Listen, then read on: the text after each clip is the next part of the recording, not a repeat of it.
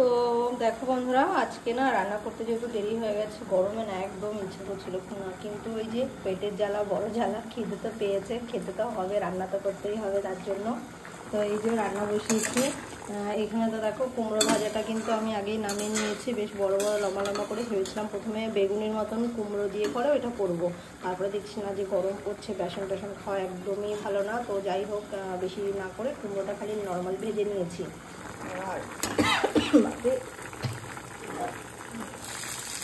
আর এখানে হচ্ছে লাউয়ের সবজি, টমেটো কাঁচা লঙ্কা দিয়ে লাউয়ের প্লেন সবজি। আর এখানে হচ্ছে ভেন্ডি ভাজা। বাপে, এখানে হচ্ছে ভেন্ডি ভাজা, কাঁচা লঙ্কা না এত ফ্লেভার বেরোচ্ছে একদম, যে ঢাকনাটা খুললেও আমার নাকে চলে গেল একদম। তো এখানে হচ্ছে ভেন্ডি ভাজা, তো একটু চাপা দিয়ে দিই।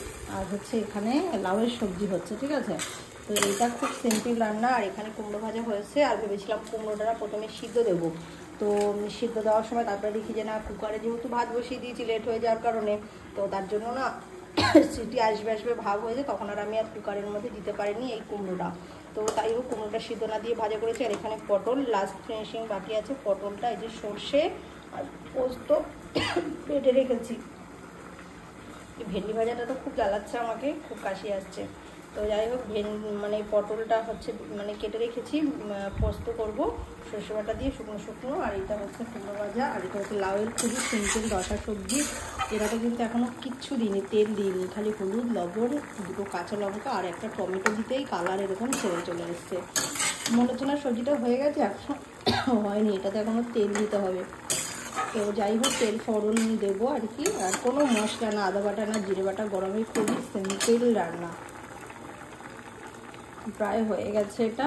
আর আমি হচ্ছে জানি না আজকের এই পোস্তটা কেমন লাগবে খেতে, কেননা আমি আগের দিনে হচ্ছে এটা দেখতে পাচ্ছি, এর মধ্যে আমি নিম পাতা বেটেছি, বেশ অনেকটা নিম পাতা, আর হচ্ছে কাঁচা হলুদ বেটেছিলাম। জানি না এই পোস্তটা তিতো লাগবে কি মিষ্টি লাগবে জানি না, যাই হোক বানাবো এখন। এই যে এটা প্রায় হয়ে গেছে, এটাকে আমি নামিয়ে তারপরে হচ্ছে গিয়ে সম্বার দেবো। আর এইদিকে ভেন্ডি ভাজা প্রায় হয়ে গেছে। আজকে রান্নাবান্না খুবই সিম্পল, কেননা সিম্পল কি অনেকটাই, তাই দেখতে দেখতে 4 রকমের পদ হয়ে গেছে।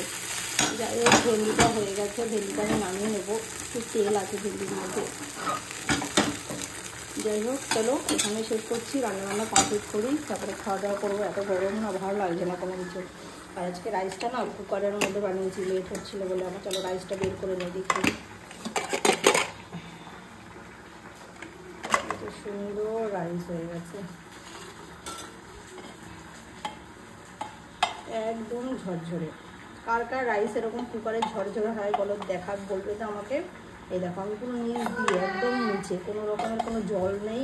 আর নর্মাল মিল্কের চাল যেটা খাই আমরা, সেটাই একদম ঝরঝরে রাইস হয়েছে। এটা একটু পুরোনো চাল, এটার মাছ ছাড়ানো কোনো রকমের দরকার পড়ে না।